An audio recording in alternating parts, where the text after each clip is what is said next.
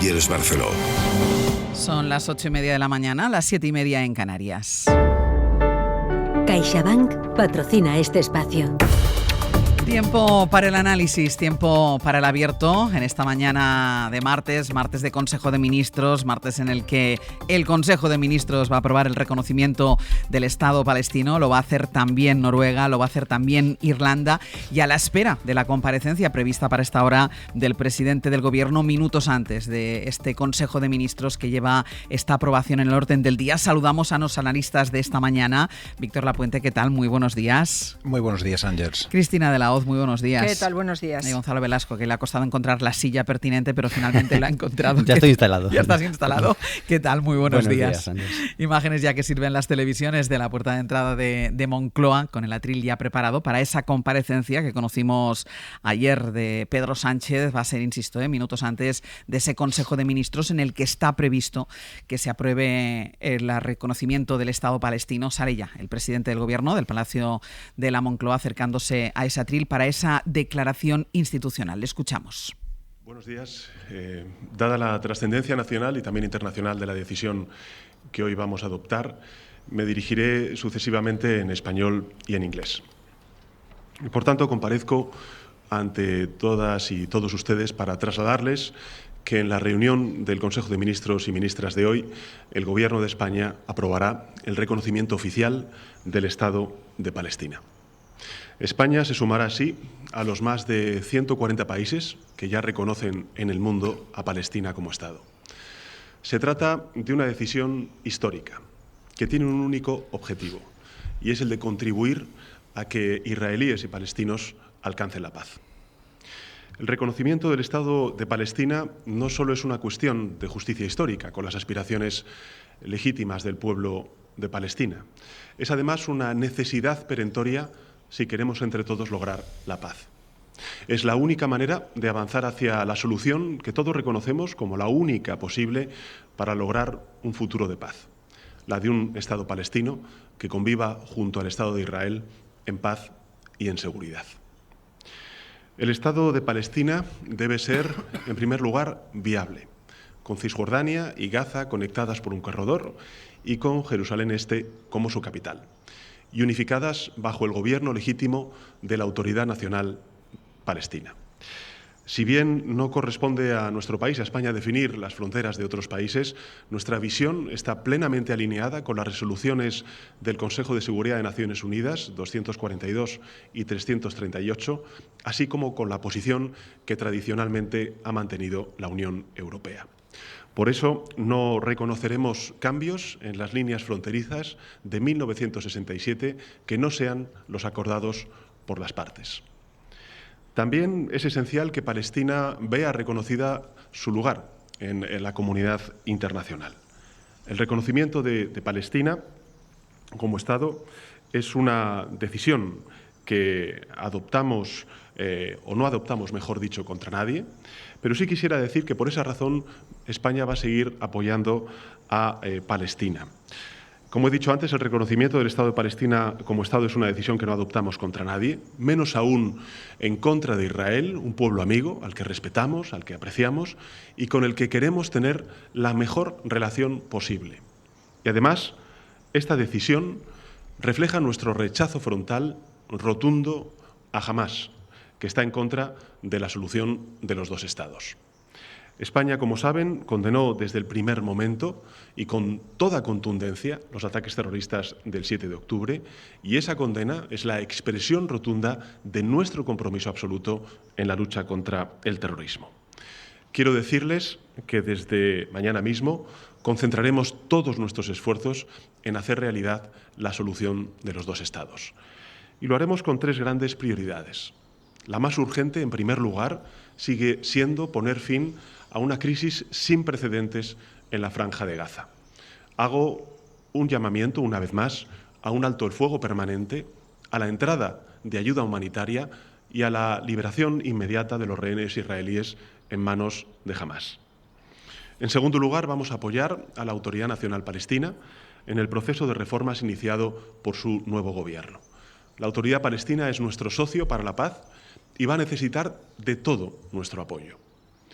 Y finalmente, en tercer lugar, seguiremos impulsando la cooperación con nuestros socios árabes, que también trabajan por la paz y la prosperidad en la región.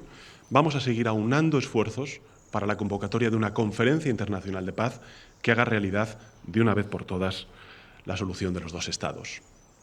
La decisión que hoy adopta España se basa en el respeto al derecho internacional y a la defensa del orden internacional basado en reglas. Principios que nos guían siempre, sea cual sea el contexto. Tanto en Gaza, Palestina, como en Ucrania, España siempre defenderá los propósitos y los principios recogidos en la Carta de Naciones Unidas. Con el paso que hoy damos, asumimos nuestra responsabilidad en la búsqueda de la paz, de la seguridad, de la prosperidad de todos los pueblos, conforme al mandato que establece el preámbulo de la Constitución española. Pero por encima de todo, actuamos conforme a lo que se espera de un gran país como es España. Gracias. Pues estas han sido las palabras del presidente del Gobierno, Pedro Sánchez, en esta declaración institucional previa a la reunión del Consejo de Ministros en la que se va a aprobar el reconocimiento del Estado palestino. Se va a producir en los próximos minutos. Está haciendo ahora la misma locución en inglés. Ha dicho que dada la importancia del paso que iba a dar el Gobierno de España, iba a dirigirse, creo que lo podemos escuchar también, iba a dirigirse tanto en español como en inglés. To achieving peace between Israelis and Palestinians.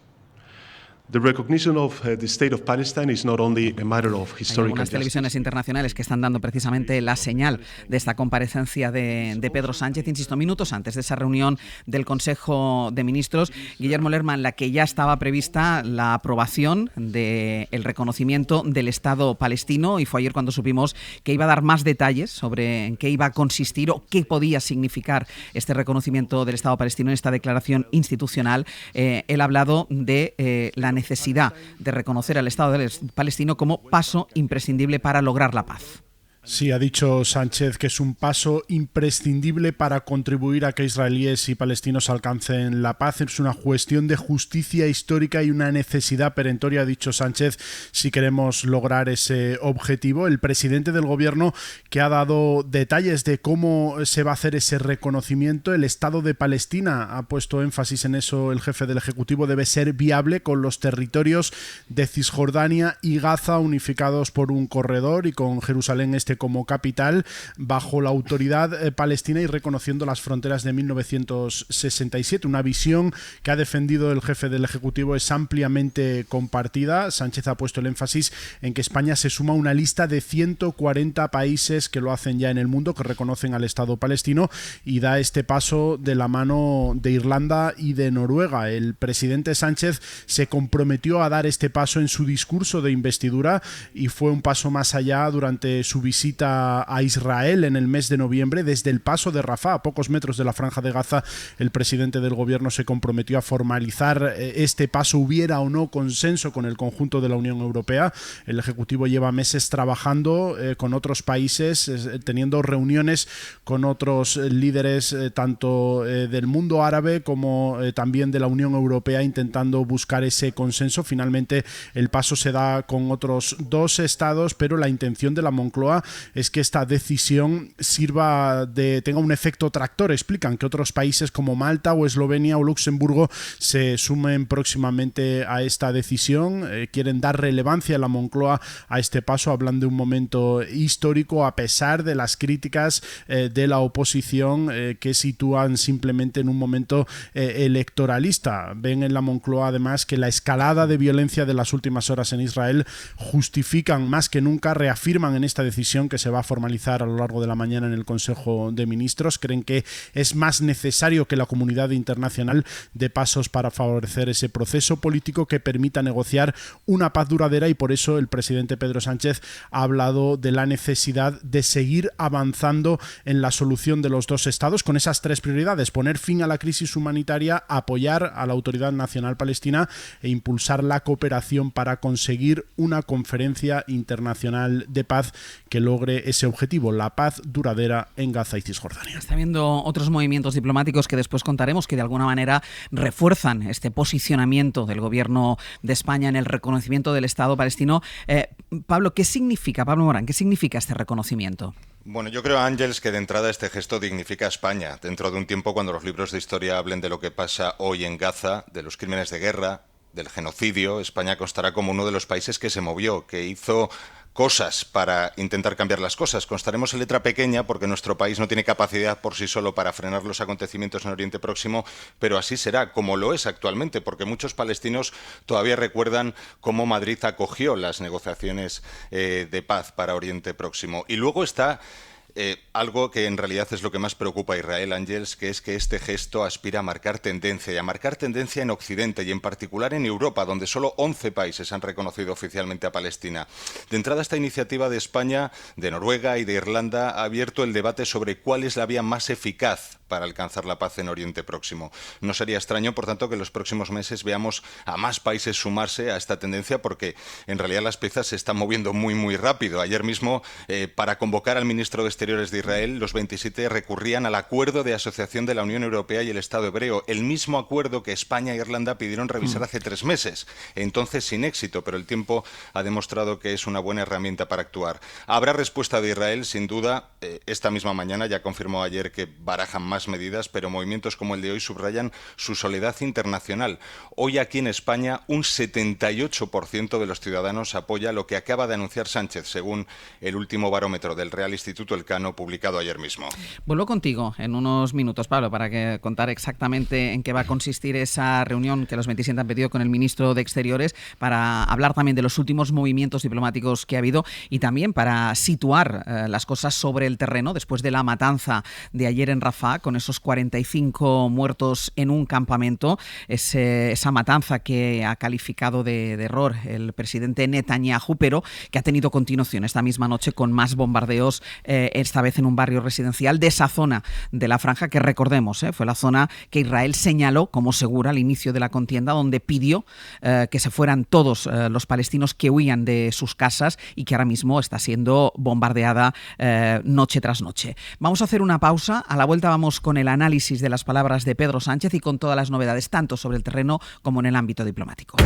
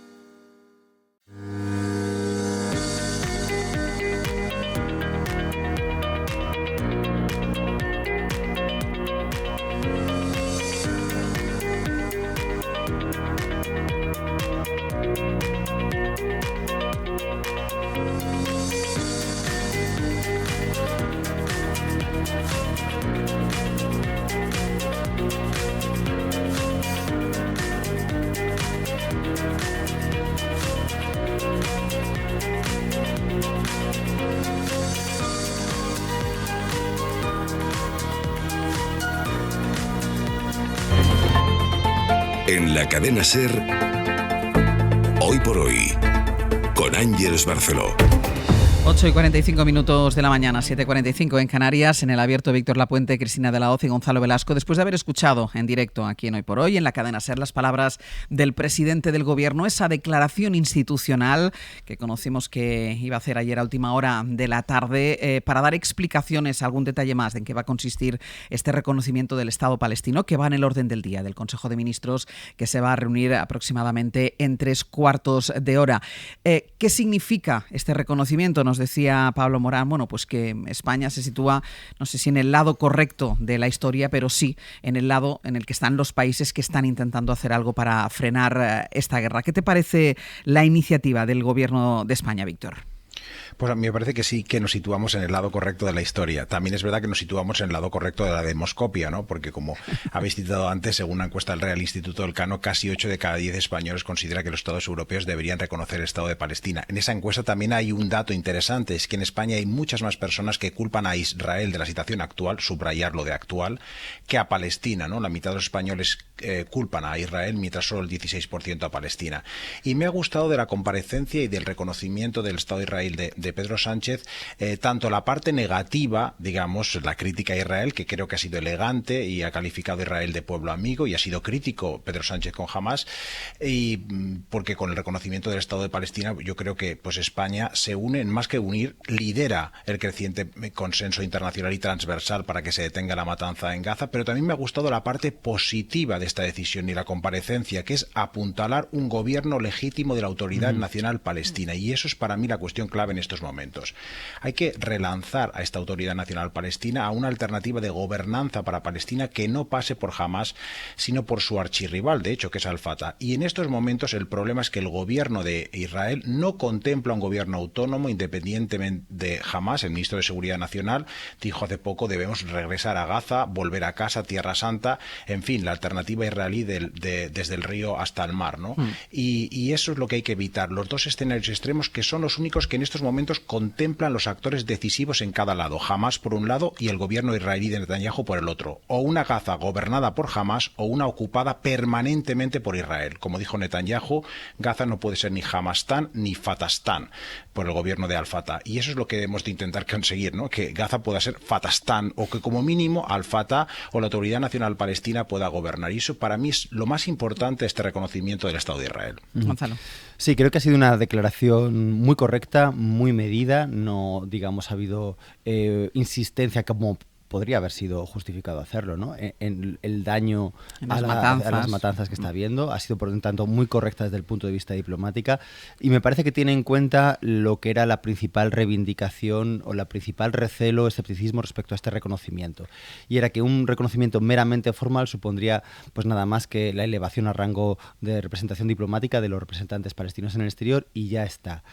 Se ha tratado de definir qué podría ser la soberanía de ese Estado palestino, dentro de que como el presidente ha reconocido, no compete definir los límites de un Estado, pero sí se ha recordado que todo lo que ha venido después de 1967, la ocupación de territorios, incluida Jerusalén Oriental, es ilegal, y que a menos que haya algún pacto entre las dos partes, se debe volver a esos límites territoriales. Me parece que esa demanda es fundamental porque implica además haber aprendido de los errores de los pactos de Oslo, que implicaron un reconocimiento de la autoridad pero sin soberanía.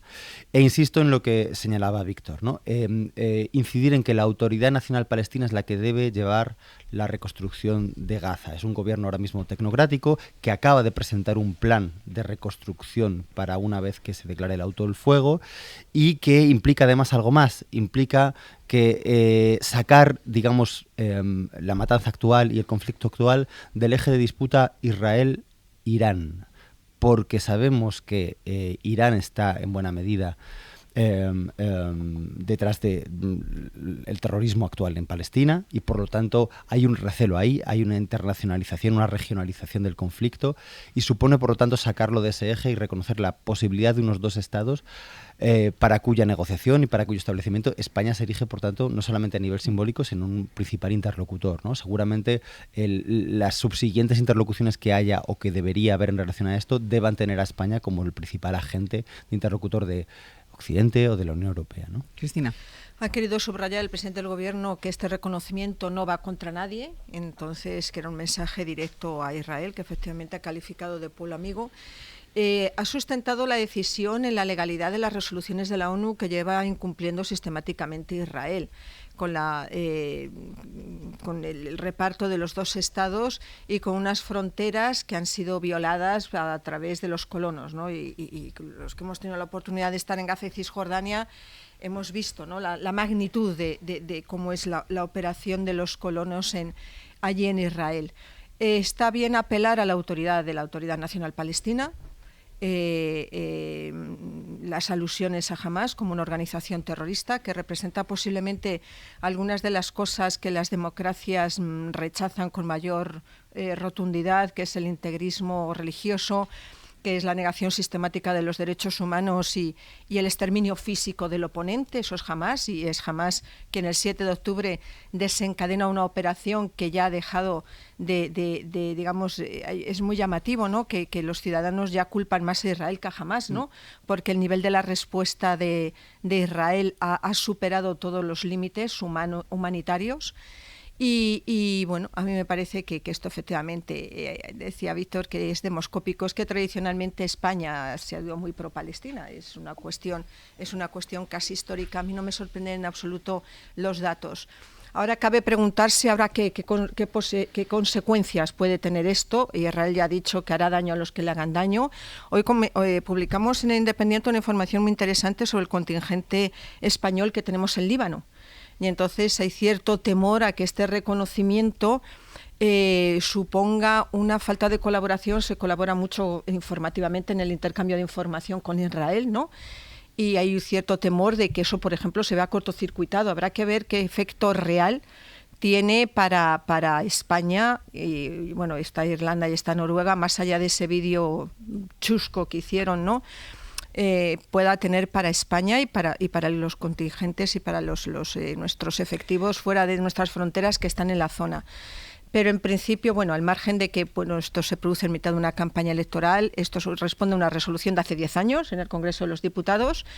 Y tiene el valor del gesto, pero es que a veces en diplomacia los gestos son muy importantes. Consecuencia y acompañamiento, porque recordemos que no solo es España quien hoy reconoce el Estado palestino, sino que son Noruega e Irlanda. Se hablaba también esta mañana de la posibilidad de Finlandia. Luego hay ese movimiento que Pablo nos comentaba, esa reunión que han pedido los 27 en el marco de Consejo de Asociación con Israel, una reunión con el ministro de Exteriores para revisar un acuerdo comercial condicionado al respeto a los derechos humanos, para hablar en este contexto de la situación de Gaza.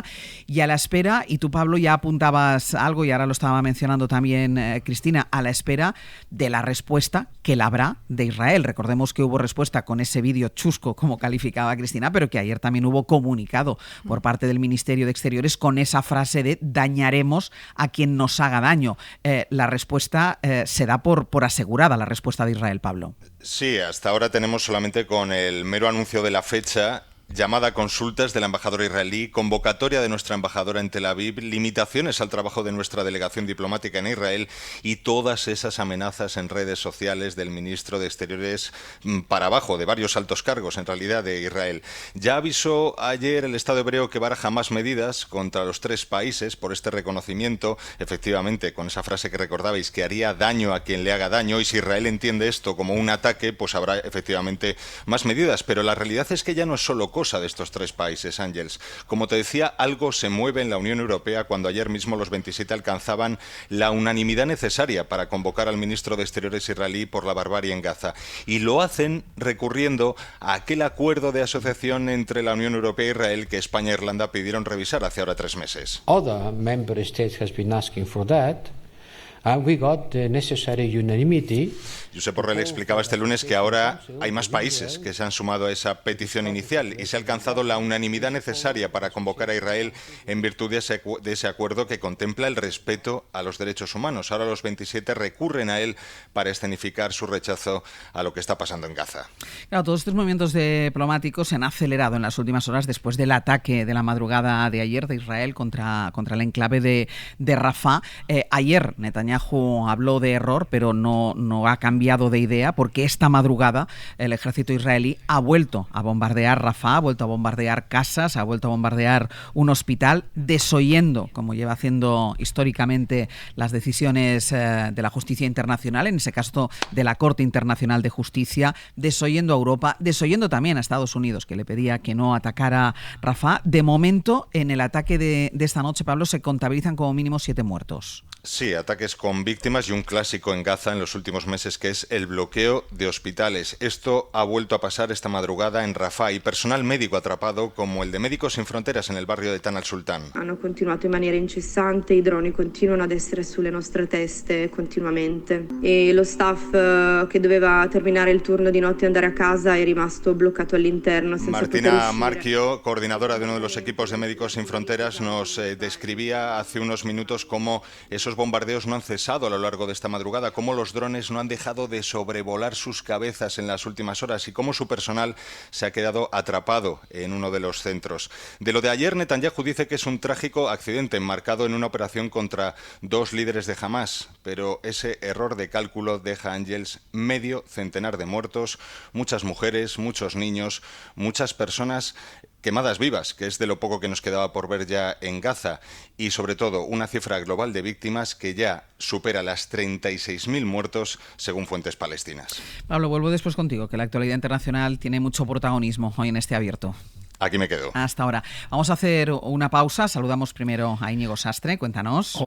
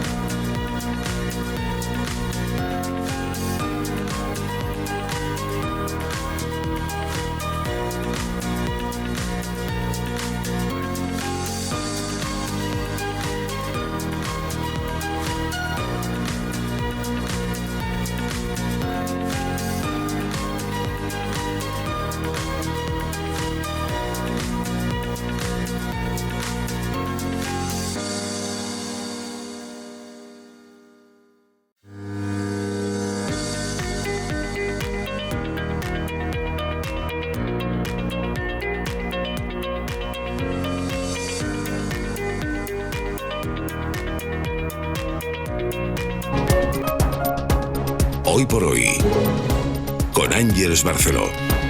La noticia a esta hora de la mañana está en la declaración institucional del presidente del Gobierno que hemos escuchado en directo y en la que ha solemnizado el reconocimiento del Estado palestino, decisión que adoptará esta mañana el Consejo de Ministros. José Luis Astre. Comparecencia solemne sin las escalinatas del Palacio de la Moncloa ante una decisión que Sánchez ha calificado como histórica. Ha dicho que es la única manera de avanzar hacia la paz. Como he dicho antes, el reconocimiento del Estado de Palestina como Estado es una decisión que no adoptamos contra nadie, menos aún en contra de Israel, un pueblo amigo al que respetamos, al que apreciamos y con el que queremos tener la mejor relación posible. Y además, esta decisión refleja nuestro rechazo frontal, rotundo, a Hamás, que está en contra de la solución de los dos estados. A la espera de la respuesta que pueda dar hoy Israel, que esta madrugada ha seguido bombardeando Rafah después de la matanza de ayer en un campo de refugiados que, según Netanyahu, fue un trágico percance, dijo. Hoy ha atacado una zona residencial y hay de momento 8 muertos. Y además acaba de publicar el Guardian de Londres una información que asegura que el exjefe del Mossad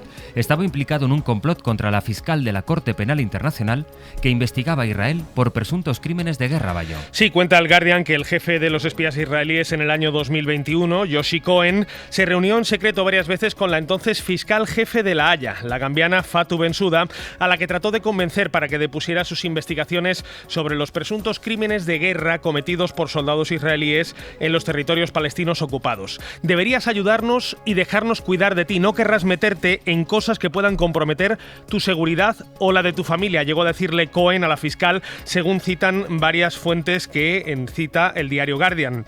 Cohen, recordemos, era y sigue siendo un estrecho colaborador de Netanyahu, al que esas fuentes apuntan como el mensajero no oficial del primer ministro israelí, que habría contado con el apoyo de Joseph Kabila, el entonces presidente de la República Democrática del Congo. Unas revelaciones sobre esos esfuerzos del Mossad para influir en Bensouda que se producen justo después de que el actual fiscal jefe de la Corte Penal Internacional haya recibido las amenazas veladas por parte de Israel por sus intentos de procesar a Netanyahu y a su ministro de Defensa. Además, el Ayuntamiento de Palma sancionó hace 4 años a un empresario por las reformas que hizo en la terraza del local que se hundió el jueves y donde murieron 4 personas. Mallorca, Juan Antonio Bauzá. Según los expedientes a los que ha tenido acceso la SER, fue una sanción de 4.500 euros al promotor, propietario y constructor por obras hechas en 2013 que se acabaron sancionando 7 años después. Reformas que pasaron por la construcción de 2 muros y un forjado, entre otras, pero sin la licencia pertinente. Además, en el catastro solo figuran registradas la planta baja y el sótano, pero no la primera planta que funcionaba como espacio para comer y beber. Y de los deportes, ya no tenemos en Roland Garros a Rafa Nadal, fue eliminado ayer, pero nos quedan todavía varios tenistas y algunos, Sampe, juegan hoy. Sí, no fue benévolo el sorteo con Rafa Nadal, emparejándole con el alemán Zverev en primera ronda, favorito a levantar la Copa de los Mosqueteros junto a Carlos Alcaraz, el italiano Yannick Sinner y el inagotable Novak Djokovic, pese a que parece no haber llegado en su momento, que hoy se estrena además ante el francés Herbert en el último horario del día. Antes, estreno de la jornada, tenemos un duelo español entre Jaume Munar y Roberto Bautista y el partido de Pablo Carreño contra el argentino Navone. En el siguiente horario, Alejandro Davidovich contra el monegasco Boserot y luego Roberto Carballés contra el francés Lestien. Y 2 partidos más en el cuadro femenino, Paula Badosa y la británica Poulter, y no antes de las 4 de la tarde Irene Burillo contra la japonesa Uchijima.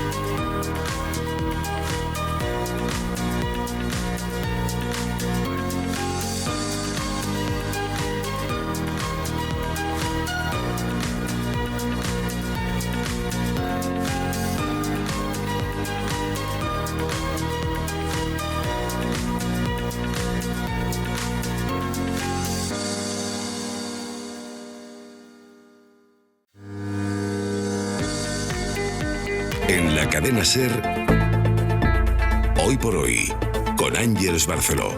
9:06 de la mañana, 8:06 en Canarias. En el abierto, Víctor Lapuente, Cristina de la Hoz y Gonzalo Velasco. Todavía en el análisis de lo que está siendo evidentemente la noticia de la jornada, el reconocimiento en el Consejo de Ministros de hoy por parte del Gobierno de España del Estado palestino, la declaración institucional que ha hecho el presidente del Gobierno a las 8:30 de la mañana, solemnizando y dando detalles de este reconocimiento a la espera de esas reacciones del Gobierno de Israel. Dos cosas antes de continuar con el análisis. El primero, el testimonio del coordinador de emergencias de Médicos Sin Fronteras en Rafah, el enclave de Gaza, que está siendo bombardeado y que además, después de la masacre de ayer, ha movilizado todavía más o ha acelerado los movimientos diplomáticos en contra de esta guerra, de esta invasión de Israel. Él se llama Pablo Milanesio y nos explicaba sobre todo lo que están sufriendo los niños. Aquí ya hay más de 20.000 niños que han quedado huérfanos.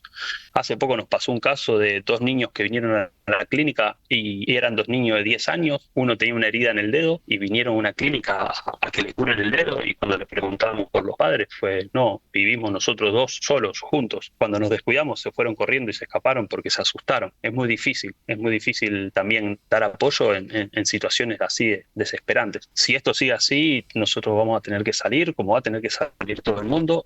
Ellos van a tener que salir como va a tener que salir todo el mundo, y ponía el acento. Hay un dato que no nos cansamos de repetir, esos cerca de 15.000 niños asesinados en Gaza desde que ha empezado esta guerra. Pero esos 20.000 niños, como nos decía Pablo Milanesio, huérfanos, que se han quedado sin padre, sin madre, muchos de ellos sin ningún familiar, y que deambulan y vagan solos buscándose la vida por la franja de Gaza, y que incluso cuando se les detecta en un hospital huyen ante el miedo en general, el miedo a la muerte, el miedo a estar con personas que no conocen, el miedo a esta guerra terrible. Esto por un lado. Por otro lado, todos los movimientos diplomáticos, insisto, que se han acelerado después de la masacre de Rafah de ayer y que de alguna manera refuerzan la posición de España, refuerzan la iniciativa que España ha tomado desde el inicio de esta guerra por el reconocimiento del Estado palestino, junto a otros países que también lo van a hacer hoy, como Noruega y como Irlanda. Finlandia ha marcado también el mismo camino esta noche. La Unión Europea, como les decía, hace suya la petición de España. Irlanda va a presionar a Israel a través de un acuerdo comercial, es lo que nos estaba contando Pablo Morán hace tan solo unos minutos. Y Mariela Rubio, buenos días. Hola de nuevo, Ángeles. Claro, todos estos movimientos, Mariela, lo que nos llevan es a preguntarnos por la ofensiva que mantiene el PP contra la postura pro-palestina del gobierno español, que fuera de España parece sumar cada vez más apoyos. Sí, el PP se opone a la decisión adoptada y asegura que será mala para España, para Israel y para Palestina. La tesis del PP es que el reconocimiento no servirá de nada si Palestina no reconoce a Israel y viceversa. Para los populares, la solución de los 2 estados, que sí suscriben, debe ser el resultado siempre de una negociación entre todos los actores y nunca algo unilateral. En este momento le vamos a hacer más daño que beneficio al pueblo palestino y vamos a empoderar a Hamás, lo cual es un disparate. Es lo que decían textualmente ayer en el cuartel general popular, donde a esta hora se remiten a declaraciones como esta de Feijóo hace unos días en Telemadrid. En el momento peor, en el momento de una guerra, en el momento que hay un enfrentamiento deshumanizado brutal entre Israel y Hamás, resulta que aparece el gobierno de España, rompe todo tipo de alianzas con la Unión Europea, salvo con un país, Irlanda, y proclama unilateralmente el Estado palestino. ¿Esto es bueno o es malo? Para el Estado palestino, en mi opinión, es muy mala noticia. Lo que es un hecho, Ángeles, es que el PP no está cómodo con este asunto. Creen que es un marco en plena campaña electoral, además, que beneficia al PSOE. Y lo que dicen en el cuartel general popular es que este movimiento para Sánchez no tiene tanto que ver con la política internacional, sino con la nacional. Porque, es textual, creen que es una huida hacia adelante para evitar hablar de las presuntas irregularidades que afectan a su mujer. María, la vuelvo después también contigo, que tenemos otras cuestiones que comentar en este abierto. Y a lo último, antes de volver al análisis, porque ya lo ha apuntado Fernando Bayo en el boletín de las 9, lo publica The Guardian hace tan solo unos minutos, y es esas amenazas que un exdirigente del Mossad, del servicio de espionaje israelí, vertió contra la fiscal de la Corte Penal Internacional por las investigaciones que estaba llevando a cabo, bueno, sobre las actividades de Netanyahu, del gobierno de Netanyahu, del ejército israelí en los asentamientos de colonos en Cisjordania y cerca de la Franja. Claro, ¿has leído alguna frase, Bayo? Y son amenazas que dan miedo. Literalmente, es que parecen casi de una organización mafiosa. Deberías ayudarnos y dejarnos cuidar de ti. No querrás meterte en cosas que puedan comprometer tu seguridad o la de tu familia, le llegó a decir, según varias fuentes contactadas por el diario The Guardian, Yoshi Cohen, entonces director del Mossad, la todopoderosa agencia de espionaje israelí, a la fiscal general, la fiscal jefe de la Corte Penal Internacional, Fatou Bensouda. Hablamos del año 2021. Fatou Bensouda, unos años antes, en 2015, había abierto una investigación preliminar para investigar precisamente las sospechas de crímenes contra la humanidad cometidas por soldados israelíes en Cisjordania, en Gaza y en Jerusalén Este. Eso desató la ira del gobierno israelí, que empezó a interesarse por esa investigación, contactando a algunos de los colaboradores de Fatou Bensouda, lo que algunas fuentes califican básicamente como un acecho a la entonces fiscal jefe de La Haya. El Mossad se interesó no solamente por Bensouda, también por sus familiares.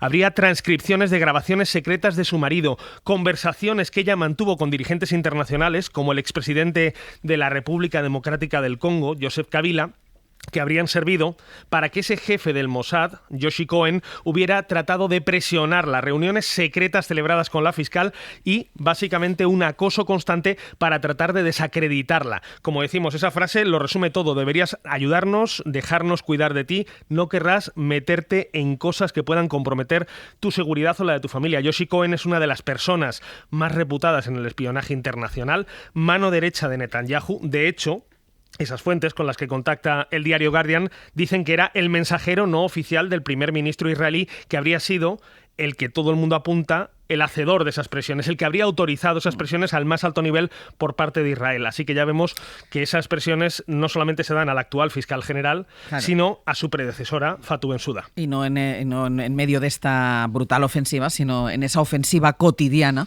que lleva años ejerciendo Israel sobre los palestinos en Cisjordania y en Gaza. Yo decía, Gonzalo, que la matanza de ayer de Rafah de alguna manera ha acelerado los movimientos diplomáticos, esa reunión que piden los 27 con el ministro de Exteriores israelí para revisar esos convenios, ese consejo de asociación con Israel. Esto refuerza la postura del presidente del gobierno, la postura del gobierno español, y aísla de alguna manera la postura del Partido Popular, o va aislando. Además justifica, digamos, la inteligencia del gesto, porque esto es una labor diplomática que tiene distintos frentes. Uno es el del reconocimiento del Estado palestino como una solución de futuro y un marco de negociación que enmiende además el error de Europa en relación al Estado de Israel, que ha sido, digamos, intentar solventar la cuestión judía expulsándoles de Europa, dejándoles que en lugar de reconocer su integración absoluta en Europa como se había dado y su labor para la construcción de la identidad europea, dejándoles un territorio externo y digamos, creando el marco para que ellos hicieran con otros lo que Europa había hecho con ellos, ¿no? Esto es el primer marco, el reconocimiento del Estado. Pero el segundo, hay una masacre en ciernes. No es una guerra, como dice Feijóo.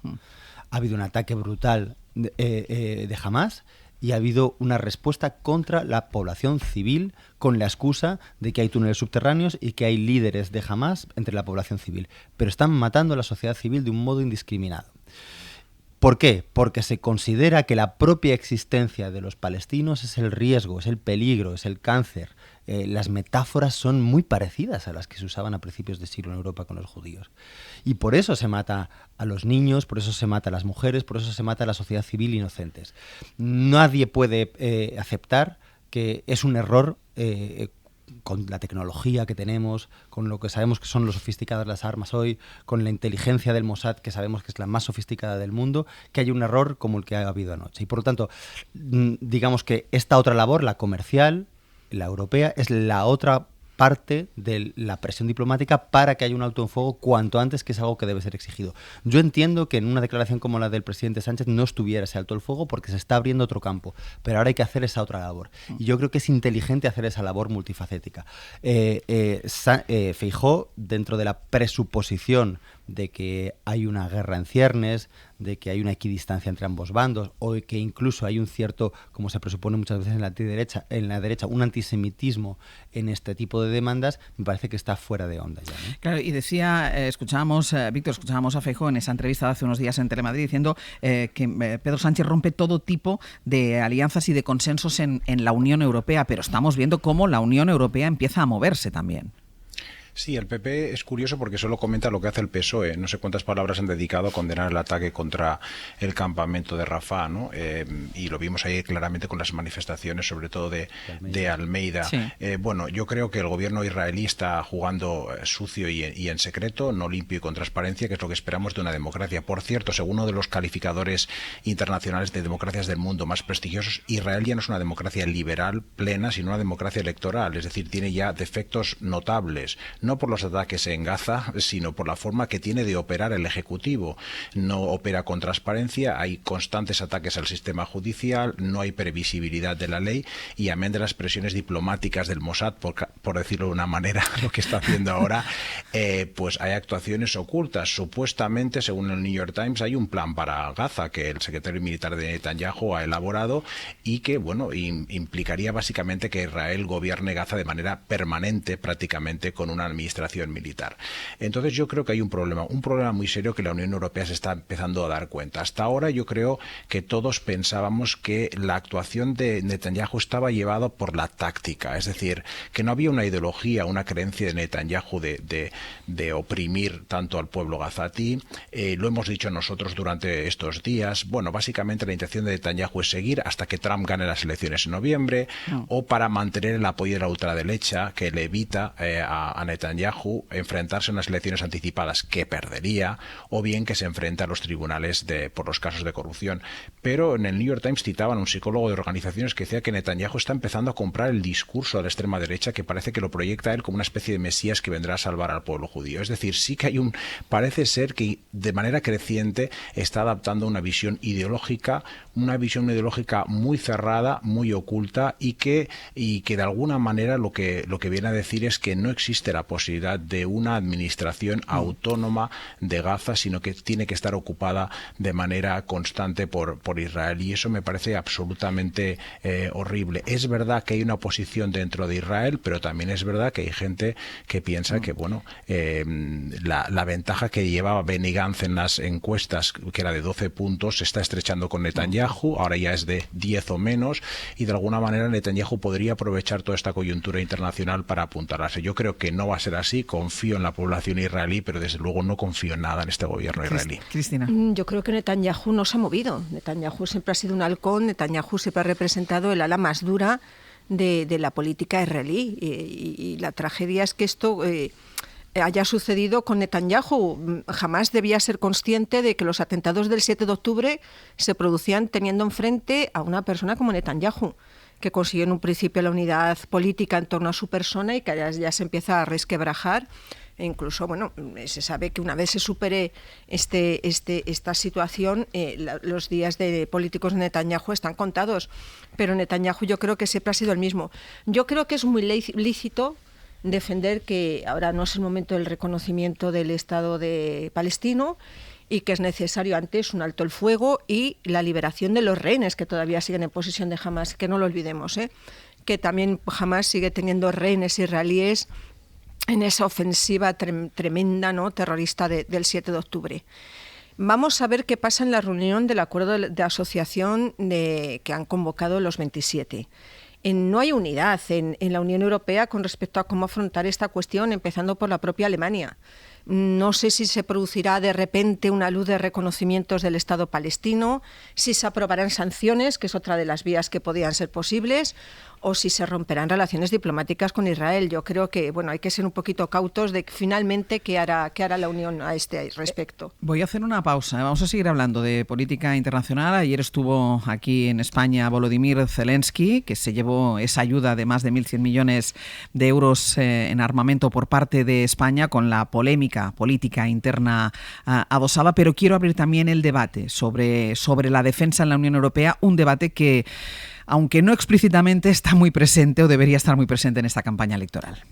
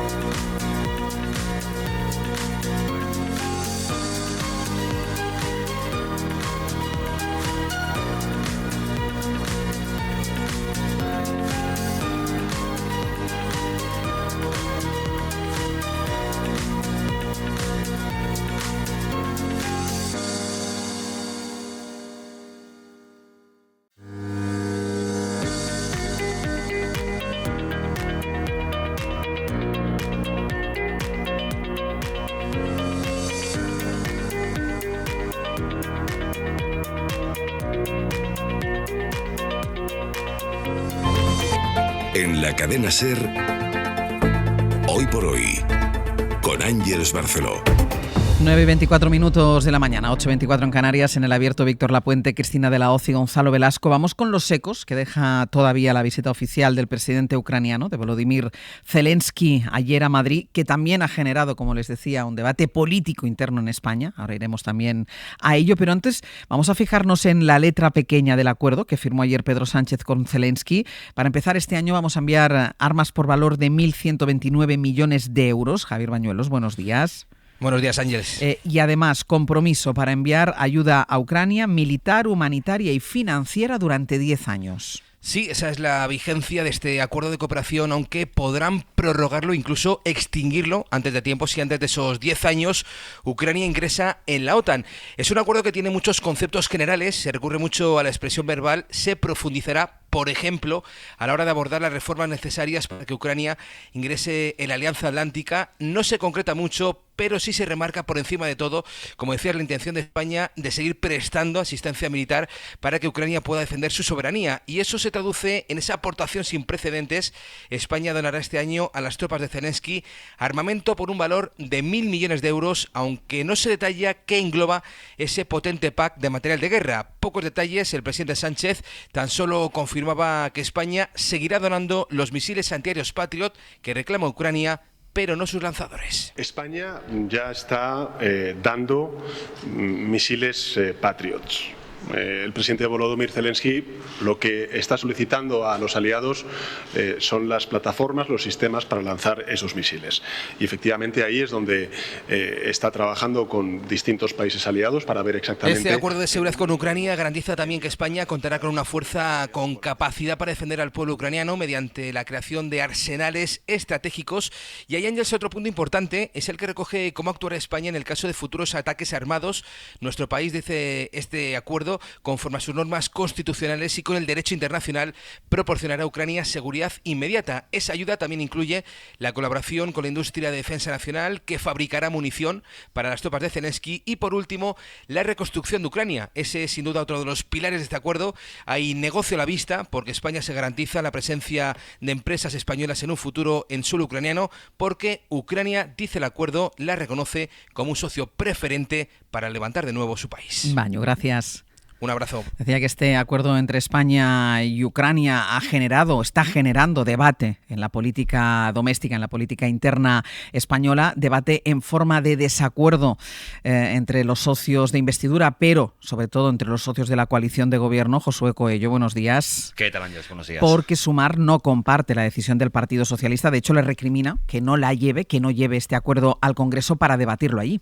Sí, esta partida ha puesto de manifiesto otra vez las diferencias dentro del gobierno de coalición, en este caso a cuenta no tanto de la cantidad y del destino, sino por el trámite. Sumar exige que estos 1.100 millones de euros tengan el aval parlamentario. Ernest Urtasun. Hoy lo que queremos instarle al Partido Socialista es a trasladar ese acuerdo al Congreso de los Diputados para que sean las Cortes Generales las que valoren con toda la información cuál es el alcance de ese acuerdo y que los distintos grupos parlamentarios puedan fijar su posición una vez se conozcan todos los detalles, porque evidentemente esto se ha hecho con total falta de transparencia, de forma totalmente opaca.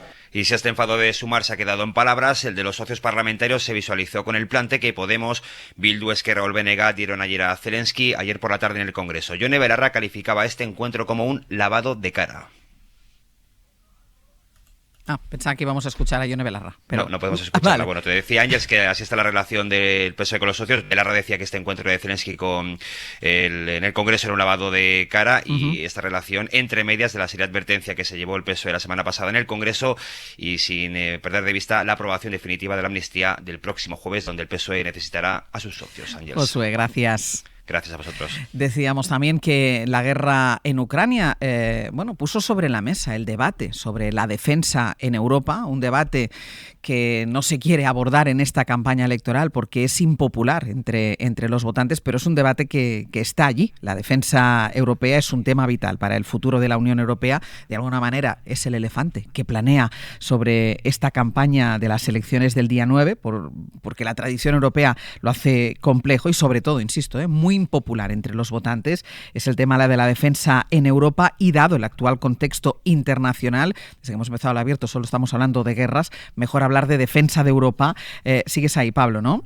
Aquí estoy. Porque hay un concepto, Pablo, que marca la aspiración europea en este tema, que es la autonomía estratégica. Pero ¿esto exactamente qué significa? Bueno, básicamente es valernos por nosotros mismos en el mundo y particularmente en este tema que es la defensa. Europa siempre ha tenido esa aspiración, pero le queda trabajo para tener una política comunitaria, sobre todo con poder de disuasión, que es igual de importante en el actual contexto global que la propia defensa.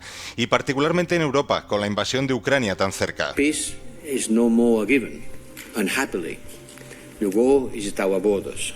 Desgraciadamente la paz ya no es un hecho, la guerra está en nuestras fronteras, advertía hace menos de 3 meses Josep Borrell durante la defensa de su propuesta para impulsar esa autonomía europea en materia de defensa. Es lo que ha llamado, lo que ha bautizado como brújula estratégica. Este es un plan que identifica diferentes amenazas, no solo en Ucrania, sino también las que llegan, por ejemplo, del Sahel, del sur de Europa, o las llamadas amenazas híbridas o las ciberguerras, y plantea una guía para multiplicar las herramientas y sobre todo la coordinación entre los países europeos para responder a esos peligros, con independencia de lo que haga la OTAN y lo que haga Estados Unidos, particularmente a partir de noviembre si gana Trump.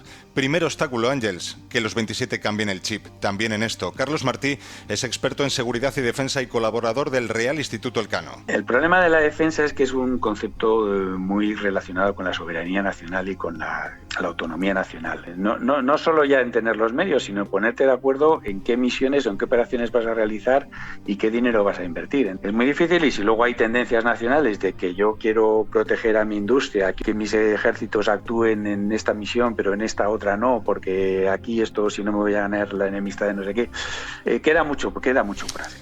Y para empezar, la percepción de las amenazas es diferente, como estamos viendo en el caso de Ucrania, sin ir más lejos. Vamos a suponer, Pablo, que llegamos a esa cultura de defensa común. Aún así hace falta dinero. ¿De cuánto estamos hablando? Bueno, el propio Borrell ha llegado a hablar de 70.000 millones de euros más si Europa quiere ser potencia militar. Ahora mismo el gasto está, según la última cifra disponible de Eurostat, en torno a los 200.000 millones. Esto representa entre un 1,2 y un 1,3% del Producto Interior Bruto de la Unión. This year I expect 18 allies to spend 2% of the GDP. Lejos todavía del famoso 2% que ha marcado la OTAN para cubrir las necesidades actuales de los aliados. En realidad, solo 4 países superaban en 2022, Ángels, ese 2%. Los 3 países bálticos, Estonia, Letonia y Lituania, y Grecia, que es con diferencia el que más gasta de toda Europa. Los próximos presupuestos comunitarios contarán con una partida propia para defensa por primera vez, y habrá que encajar eso, o bien redistribuyendo los fondos disponibles de la cohesión, por ejemplo, o pidiendo más dinero a los estados. Y este es un campo que no solo requiere voluntad política y dinero, requiere también tiempo para que la industria se adapte y desarrolle esas inversiones. ¿Qué capacidades tiene Europa ahí? Bueno, hay una base industrial sólida, histórica, pero poca confluencia y un rival claro, como señala el analista en asuntos estratégicos de seguridad, Gabriel Cortina. Podemos hablar de una industria francesa, una industria alemana, una industria española. Bien es cierto que luego hay grandes grupos industriales, y eso es muy bueno, que hacen programas conjuntos. Y luego también hay otro tema muy importante que se llama OTAN. La gran mayoría de países europeos forman parte de la OTAN. Pues al final manda quien paga. Y Estados Unidos tiene una industria magnífica que también exige que haya una homogeneidad en los sistemas. Y en esto Cortina recuerda que importa lo que seas capaz de hacer, lo que seas capaz de desarrollar, pero también quién te contrate, qué ejércitos te contraten. Hablabas de tiempo que puede llevar poner a punto todo esto, pues ahí va la estimación de Carlos Martí. Eso puede tardar 1 o 2 décadas o incluso más de 2 décadas en tener los medios que se necesitan para defensa. Eso a pesar de que la Unión ha ido desarrollando ya desde Maastricht un armazón administrativo más o menos sólido para canalizar toda esa industria europea común. Y hay una cosa más, Pablo, que se viene hablando además desde hace ya un tiempo, porque hay varios líderes que están amagando con la posibilidad, líderes europeos que están amagando con la posibilidad de recuperar el servicio militar obligatorio. ¿Llegaremos a ver esto? Bueno, nuestros analistas señalan alternativas antes de llegar a eso. Por ejemplo, incentivos a los profesionales que ya están o quieran estar en el ejército. Es mucho más importante tener unos ejércitos especializados que en un momento determinado, y si la crisis y las cosas van yendo a peor, pues no sea necesario a lo mejor aumentar los incentivos para que los ejércitos tengan más personal, más medios. Hace falta a lo mejor aumentar más la formación, etcétera. Yo matizaría eso. Yo creo que un servicio militar obligatorio tal esto, no sé, es un brindis al sol. No lo ve claro Carlos Martí, tampoco Gabriel Cortina, que añade otra idea: reservistas. Y aquí hay un campo de actuación muy bueno, que es un esfuerzo por una participación de la sociedad civil, buenos profesionales, ayudando a las Fuerzas Armadas en diferentes temas, desde veterinario, médico, electricista, especialista en sistemas o traducción. Es muy bueno, primero porque es voluntario.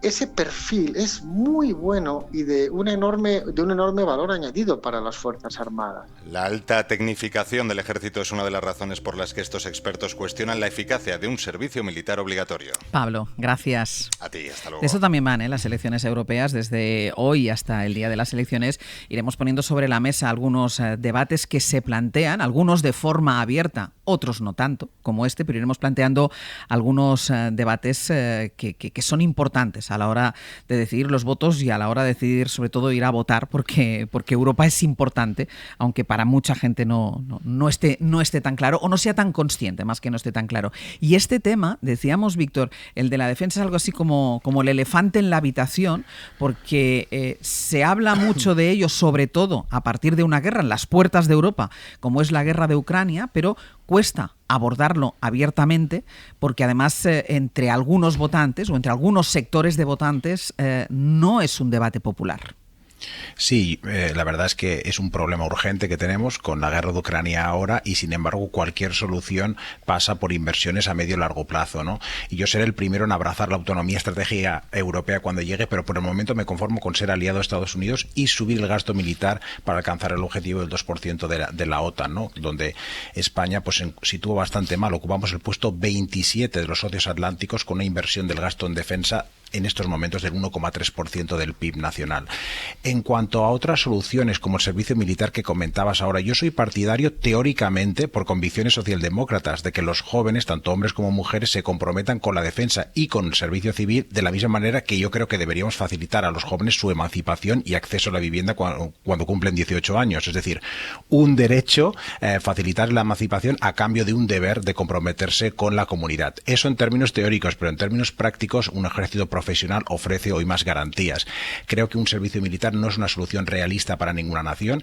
Es que ya no sé ni si necesitaremos solo soldados profesionales, sino básicamente la guerra moderna son drones y robots, que son los protagonistas de la guerra, por ejemplo, en el frente de Ucrania, ¿no? Solo los países nórdicos y bálticos tienen servicio militar obligatorio por tradición histórica y por proximidad geográfica con Rusia, pero es un servicio militar obligatorio que también es entrecomillado, ¿no? Pues cuando vas a cumplir los 18 años recibes una carta en tu casa donde te preguntan del 1 al 10 cuán dispuesto estás a colaborar con la defensa de tu país, y si respondes con un número alto te llaman, pero si no te quedas en casa, ¿no? Con lo cual es un servicio militar obligatorio entre comillas, más cuasi voluntario o que anima a la defensa, ¿no? Pero yo creo que sí que deberíamos empezar a como mínimo a cuestionar que cada país se defienda por su cuenta y a pensar que en Europa podemos construir algo conjuntamente, ¿no? Tanto que implique a los jóvenes como que sobre todo implique un gasto mancomunado, ¿no? Esto que dice, deberíamos pensar que hubiera una defensa común, pero una de las primeras explicaciones o argumentos que ha dado Carlos Martí, el experto con el que hablaba Pablo, dice, claro, es que el tema de la defensa es un tema muy relacionado con la soberanía nacional. Claro. Por eso es difícil. Claro, yo no lo sé. Yo soy escéptico con este marco de guerra que se está creando, porque precisamente no se trata de que el debate sobre la inversión en defensa sea impopular, sino que lo que es impopular es que se tomen decisiones unilaterales sin debate. Es decir, a mí esto me recuerda un poco, la analogía que yo uso es la de, 2001, cuando los ataques terroristas en Manhattan hicieron que se impusiera un marco de seguridad, ¿no?, de los nuevos retos para la seguridad, que cambiaron y modificaron nuestra gobernanza en buena medida, implicaron inversiones, cambios legislativos que normalizaron muchas veces excepciones a nuestros demás órdenes legislativos, ¿no? Bien, aquí me parece lo mismo, me parece que hay un marco narrativo que puede justificar un gasto que no está sometido a una evaluación crítica y a un debate adecuado. Y creo que muchos de los expertos que han intervenido en este estupendo informe así lo adelantaban. Es necesario pensar cómo generar una integración de los sistemas de defensa. Es verdad que tradicionalmente está muy vinculado a la soberanía nacional, pero del mismo modo que la seguridad, del mismo modo que la salud ya no son cuestiones nacionales, tampoco me parece que lo tenga que ser la defensa. No me parece que tengamos que descartar ya de antemano la OTAN como nuestro marco de defensa aceptado. Es verdad que debemos revisar nuestra contribución, pero tiene que ser también de un modo totalmente integrado. Debemos evaluar cómo se incorporan el expertise, las aportaciones profesionales de los distintos sectores. Creo que eso es lo que tiene que estar en debate. Entonces, lo que no se debe aceptar como tal, y lo que sí que creo que es polémico, yo defiendo que es polémico y que no hay que aceptarlo como tal, es, aumentemos el gasto en inversión y veremos lo que se hace. Porque hay una sospecha legítima de que esto finalmente lo que haga es retroalimentar un mercado de producción de armas, y que esa sobreproducción de armas, si no hay una organización de cómo usarlas para la defensa común europea, acabe derivando en un mercado internacional que seguramente implique que seamos vendedores de armas a ejércitos y a países que los usan de un modo que no aceptamos, que no está de acuerdo a los valores europeos y que seguramente viola incluso derechos humanos, ¿no? Cristina. Se debe hablar de defensa europea, no en el marco de cada una de las naciones, aunque es verdad que el acuerdo bilateral que se ha firmado con Ucrania lo han firmado otros países y es, digamos, un acuerdo temporal a la espera de que en un momento dado Ucrania ingrese en la OTAN, como se decidió en la reunión del G7. Entonces, digamos que es una medida de urgencia. Yo creo, en todo caso, que el debate sobre la defensa y sobre el gasto en defensa en España es un debate perdido, es un debate muy impopular. Quiero recordar que hace 10 años fue el propio Pedro Sánchez el que dijo aquello de que el Ministerio de Defensa sobraba. y de que ese gasto había que dedicarlo a la lucha contra la pobreza, ¿no? A fin de cuentas, ese gasto militar es a costa de qué, dónde lo quitas, qué partidas mueves. Y ese es un debate que nos ha dado. Pedro Sánchez compareció la semana pasada en el Congreso de los Diputados para hablar, entre otras cosas, del tema de Ucrania y no contó nada de lo de la partida de los más de 1.000 millones en armas que no forman parte de nuestros arsenales, sino que son armas que tiene que construir la industria armamentística para pasárselas a Ucrania. Sí. Y no dijo nada de eso, que a mí me parece de una enorme gravedad. Y con respecto al debate del servicio militar, que yo fui defensora de la desaparición del servicio militar, y con los años me he sorprendido a mí misma diciendo aquello de lástima de Mili, ¿no? Cuando tienes un hijo dices aquello, lástima de Mili. Sí. Yo he tenido la oportunidad, siempre que he estado en contacto con algún militar, ¿no?, de preguntarle, ¿verías bien, ¿no?, el servicio militar obligatorio? En absoluto, no lo quieren. Los militares profesionales dicen que no, que lo que hay que hacer, y lo habéis dicho en el informe, es incentivar voluntariamente que la gente, hombres y mujeres, quieran entrar en el ejército, que sean expertos, especialistas en determinados campos, que sea un oficio, un trabajo, una implicación, ¿no?, que se les anime, pero que no quieren oír hablar del servicio militar obligatorio bajo ningún concepto. Pero yo voy un poco ahí, o sea, me parece que la presencia amenazante, fantasmagórica de Putin hace que quienes se oponen a que de repente haya un gasto acrítico en defensa parezcan que son irracionales y que digamos que son trasnochados, que están todavía en un paradigma del siglo XX. Y no, claro, yo entiendo que lo que se está poniendo el foco es en que no se hagan pues nuevos Panzers, que no sé muy bien exactamente qué son, tanques o un nuevo sistema armamentístico, que se pase en un garaje 20 años hasta que haya que desempolvarlo de nuevo y que sea un gasto inútil. Se trata de racionalizar y crear una nueva sistematicidad de todo eso y repensar la defensa en clave del siglo XXI. Pero usar a Putin como una deslegitimación de quienes exigen precisamente vigilancia crítica sobre ese gasto no me parece bien. Víctor, breve, por favor. Sí, estoy de acuerdo con Cristina que es un debate perdido de la defensa, y Gonzalo, la presencia fantasmagórica de Putin pues depende de las coordenadas en las que te encuentres, es una cuestión geográfica, ¿no? Porque es cierto que en España no hay un marco de guerra, pero de Berlín hacia el este en Europa sí que existe esta sensación de que es una amenaza, ¿no? Y como mínimo, pues si bien no vamos a aumentar nuestro gasto de defensa, sí que deberíamos, yo creo, que apoyar a Ucrania, ¿no?, con acuerdos como el firmado ayer.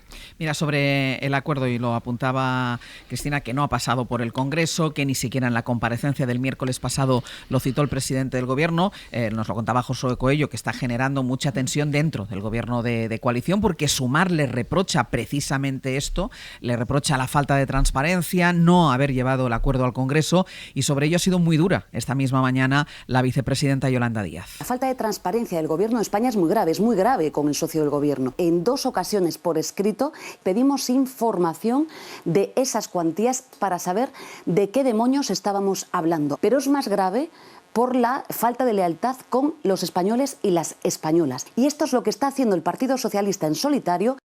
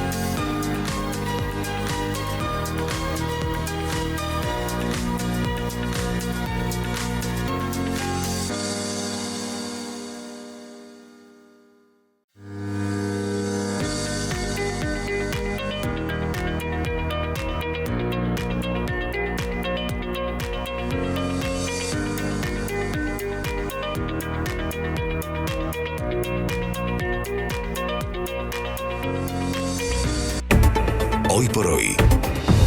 Ángeles Barceló.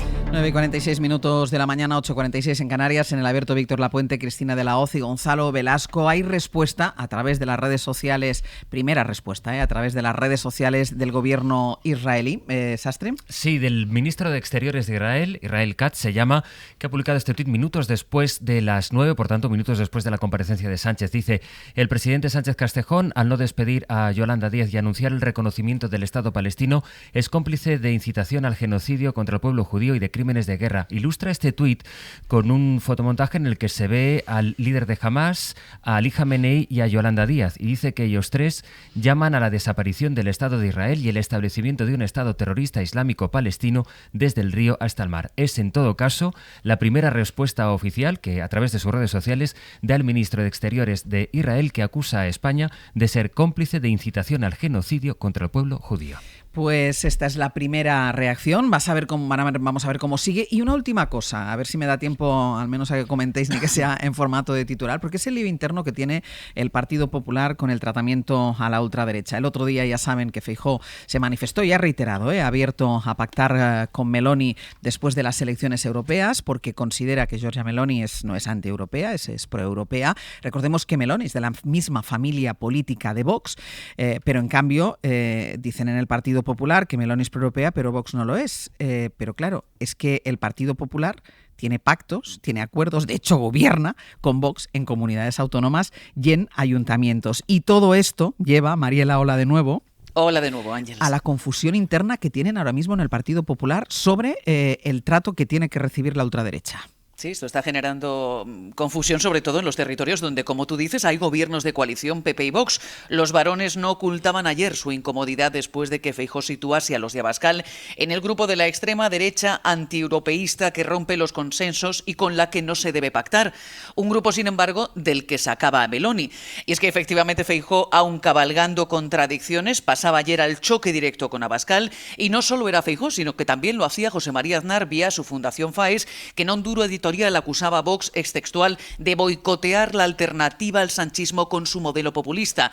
Busca el PP, Ángels, taponar el voto hacia Vox en estas europeas porque necesita una victoria contundente sobre el PSOE, una que puede verse amenazada por la fragmentación del voto de la derecha. A Feijóo le respondía así Santiago Abascal. Hoy me veo en la obligación de contestar unas declaraciones del señor Feijóo, y que ha afirmado en una entrevista que Vox es un partido que está en contra de Europa, a diferencia de algunos de nuestros socios. Es bastante ofensivo que el señor Feijóo se refiera al carácter antieuropeo de Vox, y lo decimos porque precisamente es Vox el que ha demostrado que puede hacer la mayor convocatoria que se ha hecho en España de partidos europeos durante el pasado fin de semana. No sabemos cuál es la interlocución en Europa del señor Feijóo. Parece que es la señora von der Leyen, pero la señora von der Leyen durante todo este tiempo lo que se ha dedicado es precisamente a respaldar al gobierno de Pedro Sánchez. Por su parte, Feijóo, ayer noche en un mitin en Talavera de la Reina, insistía en el cuerpo a cuerpo con Abascal. Lo que me llama la atención es el menosprecio de Vox. Sí puedo asegurar que el Partido Socialista está encantado. Ellos sabrán cuál es el objetivo de Vox. Si facilitarle las cosas al Partido Socialista o defender España. Yo no compito por la oposición, yo compito por el cambio. En cualquier caso, Ángels, la estrategia fijada por Génova en los últimos días está desconcertando a ciertos sectores del partido que creen que hablar de pactar con Meloni es un marco que beneficia irremediablemente al PSOE y que pasar al cuerpo a cuerpo con Vox solo beneficia a los de Abascal. Mariela, gracias. A vosotros. Hay una evidencia, Cristina, más allá de esa confusión interna que tienen con la ultraderecha en Vox, y es que sí sube la temperatura o suben los decibelios de los ataques del Partido Popular contra Vox en esta campaña. Hombre, es evidente que tenemos el horizonte de las elecciones del 9 de junio y los dos grandes escollos que tiene el Partido Popular en esta campaña es, por un lado, el de la movilización, la necesidad de movilizar a todos sus votantes, y por otro lado Vox, ¿no? Y la fuerza que pueda tener Vox, que ha demostrado tener un suelo muy sólido, la fuerza que pueda tener Vox en sectores, lo hemos visto en las manifestaciones agrarias que tuvimos durante los meses de enero y febrero en este país y también en el resto de Europa. Son sus dos grandes escollos, y estas declaraciones evidentemente se encuadran dentro de lo que es el mensaje electoral. Respecto a Meloni, yo quiero recordar que vamos a ver, a Meloni se la están lanzando cantos de sirena desde el Partido Popular Europeo Europeo, hasta dirigentes del Partido Popular Europeo tan ensalzados siempre por el PSOE como Ursula von der Leyen. Se entiende, la teoría es que Meloni es, digamos, la heredera natural de Berlusconi y que Berlusconi formó parte del Partido Popular Europeo. Dicen efectivamente que tiene unas posiciones que no son antieuropeístas, que firmó, por ejemplo, el Pacto por la Migración y que es anti-Putin, ¿no? Y sí hay desde hace meses una operación Meloni en el Partido Popular Europeo por atraerla, porque entienden que también de este modo ella suavizará y moderará sus posiciones. Víctor, muy breve. ¿Por qué dices que vas a pactar en Europa con la extrema derecha cuando estás compitiendo por el mismo voto? Yo creo que las declaraciones de Feijóo, pero también de von der Leyen y de todos los populares europeos tienen, no sé si un objetivo secreto o implícito, pero como mínimo sí un efecto inconsciente, que es separar el trigo de la paja de la extrema derecha, distinguir a dos extremas derechas, la legítima para pactar, que sirva para sacar adelante políticas en Europa y que sea una amenaza para los socialdemócratas y los liberales, a los que dirán, miren señores, aquí tenemos una alternativa en la derecha, ¿no? Y luego una extrema derecha ilegítima, Orbán, etcétera, que sirva para decir, nosotros populares europeos no pactamos con los no demócratas. Muy breve. Sí, pero al mismo tiempo ayer Le Pen le ofreció a Meloni un pacto, de tal manera que Meloni se convierte, el grupo de los reformistas europeos, en el objeto deseado y en la tensión, porque se podrían erigir en tercera, incluso segunda fuerza, y eso obligaría a que todo el sistema de partidos europeo y muchas veces nacional se reorganizara en torno a coaliciones en derecha e izquierda. Atento también a ese movimiento tectónico de fondo.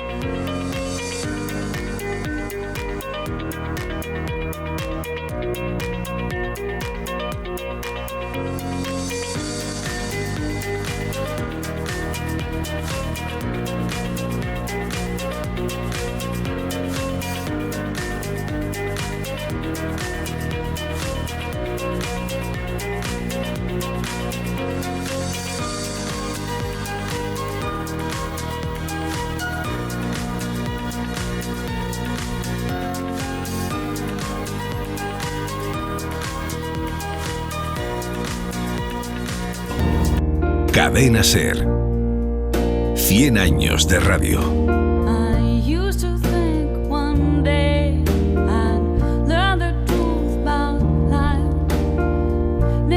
Pues 3 minutos minutitos para terminar el abierto, los que tienen Sergio Castro y Pepe Rubio, para contar lo que vamos a hacer a partir de las 10. Muy buenos días. Bueno, primero que la vida con Leonor Watling es la promesa de un día feliz. Eso seguro. Esto no es mentira, porque a partir de ahí sí que vamos a hablar de mentira. Reconozcamos que todos tenemos un mentiroso dentro.